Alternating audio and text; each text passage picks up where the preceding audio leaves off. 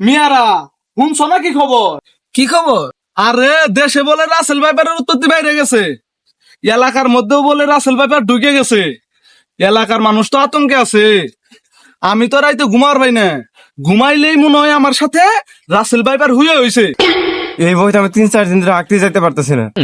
বুঝো না, ক্ষেত খামার ছাড়া আমি আঁকতে পারি না। আরে মিয়া, তুমি তোমার আগে রাখো। আমি তো শুনছি রাসেল ভাইয়ের কোনো মেয়ে মানুষকে কামড়ি দেয় না। কে? কে তুমি জানো না? মেয়েরা আডা মধ্যে করে মেকআপ, আর মিনিটে মিনিটে হয়ে যায় তাদের ব্রেকআপ।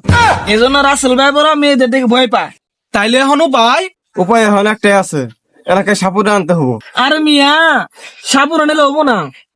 সাপুরে তো রাসেল ভাইয়ের বদলে ধুরা শব্দ হালাবো।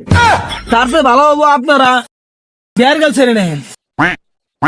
বেয়ার গেলস খালি রাসেল ভাইয়েরই সৈকত ভাইবার, আসাদ ভাইবার, লাফি ভাইবার, সব ভাইবারই ধরে হালাবো। খালি ধরবোই না, খাইও ফেলাবো। তাই নাকি? তাহলে ওরে নিয়ে ব্যবস্থা করি।